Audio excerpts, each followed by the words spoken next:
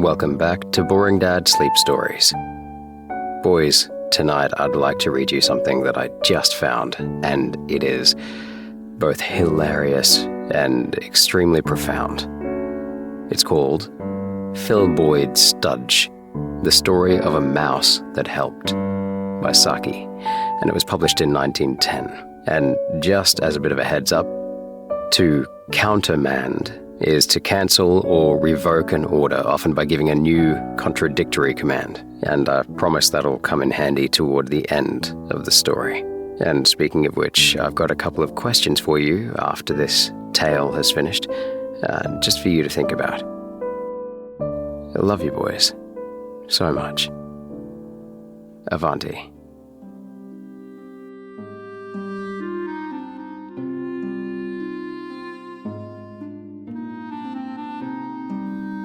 I want to, marry your daughter, said Mark Spaley with faltering eagerness.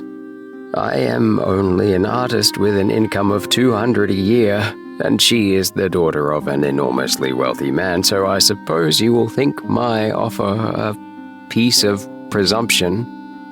Duncan Dullamy, the great company inflator, showed no outward sign of displeasure. As a matter of fact, he was secretly relieved at the prospect of finding even a $200 a year husband for his daughter, Leonore.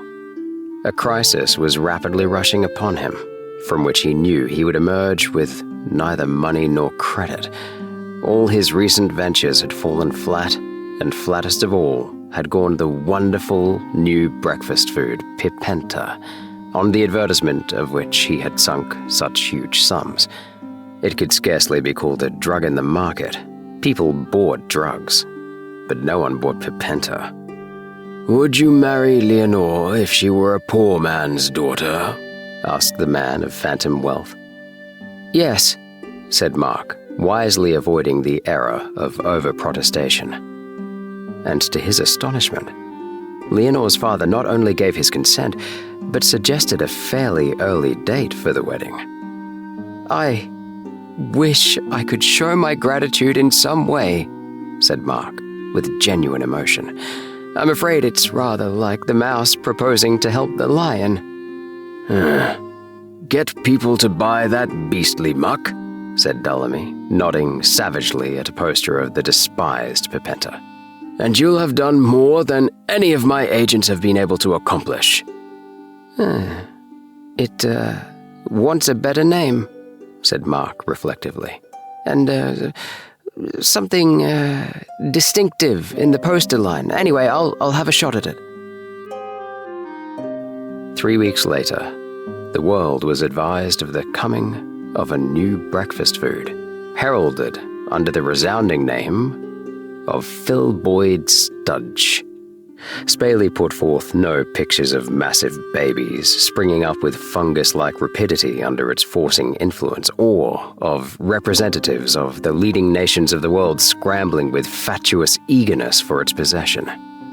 One huge, somber poster depicted the damned in hell, suffering a new torment from their inability to get at the Filboid Studge, which elegant young fiends held in transparent bowls just beyond their reach. The scene was rendered even more gruesome by a subtle suggestion of the features of leading men and women of the day in the portrayal of the lost souls, prominent individuals of both political parties, society hostesses, well-known dramatic authors and novelists, and distinguished aeroplanists were dimly recognizable in that doomed throng.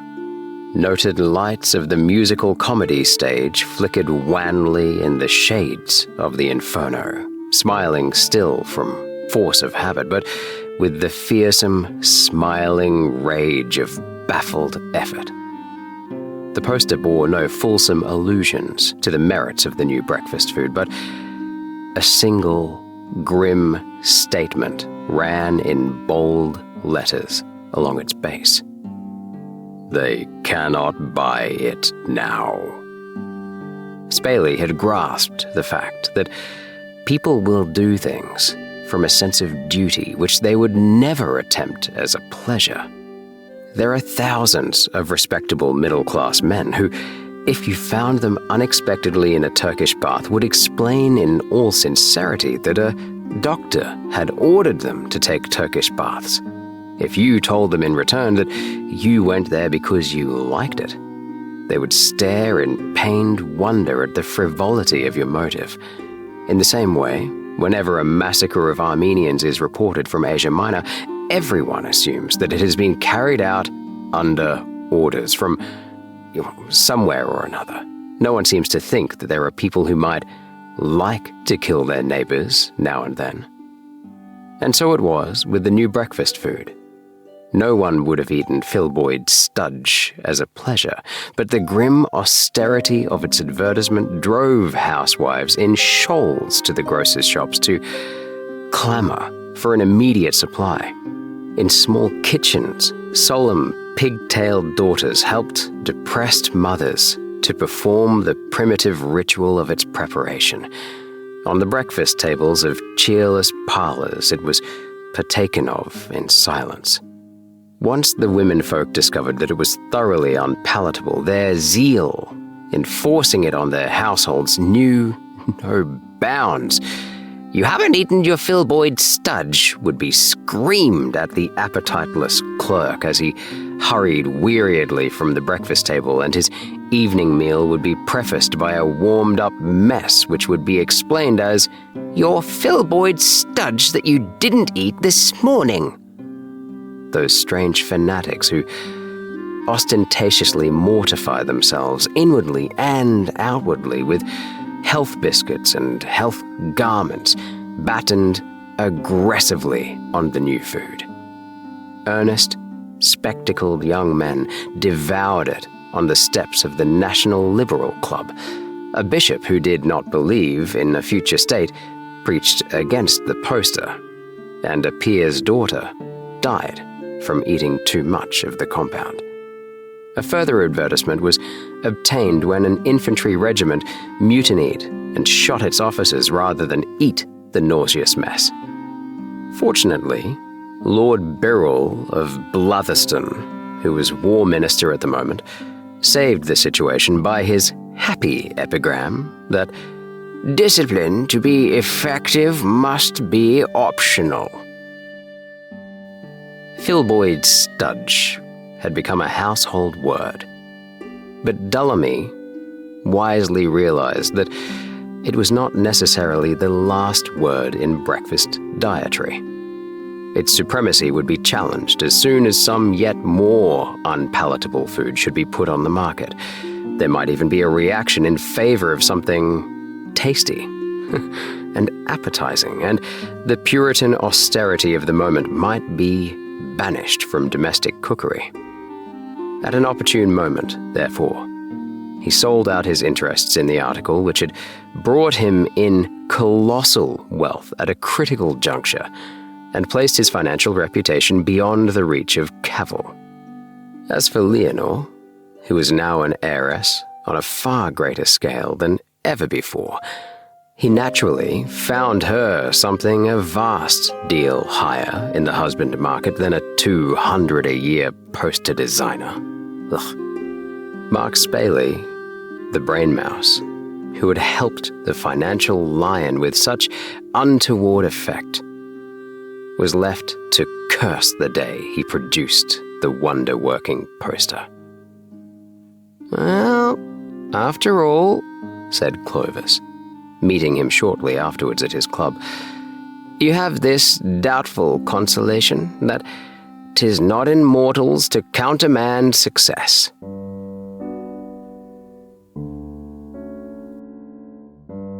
The end. But not quite the end, boys, because, like I said, I've got a couple of questions. So, first things first, let me just point out the obvious similarity between this and the traditional story of the mouse and the lion, or whatever it is, where a mouse helps a lion and then the lion eats the mouse, despite having been helped by it, when it pulls a thorn from its paw. Anyway, this take on it really highlights something that a good friend of mine once told me after he found out from terrible experiences, and that is that the real capital, the real value and worth in a company, in any prospect or project or anything is not the infrastructure, it's the ideas. The ideas of the individual are worth everything in an endeavor. And so my question to you is, should Mark Spayley have helped Duncan Dullamy, the great company inflator? Should he have given him this idea? Should he have produced this poster, which single-handedly saved Duncan's and inflated Duncan's empire? I don't know if it's as clear-cut as I first thought when I originally read this work. I originally thought, no, he should have kept it. He should have kept this idea to himself, and maybe he could have capitalized on it. But A, could he capitalize on an idea that he never would have thought of without Duncan? And B, if he kept it to himself and he saw the product, Pipenta, and he saw that it had sunk and he wanted to buy it on his $200 a year salary from Duncan Dullamy, would he be able to have the infrastructure, the personal funding to be able to push this poster? And I mean, maybe not, I don't know. Would it have worked with the backing of a $200 a year or £200 a year, whatever currency this is in, employee poster maker? I don't know. Should he have kept the idea to himself? Or did he do the right thing? Was he right in risking everything for love? Did he even know that he was risking it? Or did he just do the obvious thing, which was just do his job? Is your job to give away your intellectual and creative capital? A lot of companies that you work for will argue, yes, in fact. You'll have to sign these agreements that whatever you produce intellectually, creatively for the company that you work for example, if you're a teacher, whatever you create for your classes, if you're working for the state education system or if you're working for a private school, then belongs to the school. And that seems fair on the surface, but what if it's a $1 million idea? I don't know. Anyway, poor Mark Spayley. And as is obvious from Clovis's comment about it's not in mortals to countermand success. The author makes it, well, the author puts forward a dominant reading, or dominant interpretation that we're all cogs in this machine of progress and success, and we should just play our part and like it or lump it.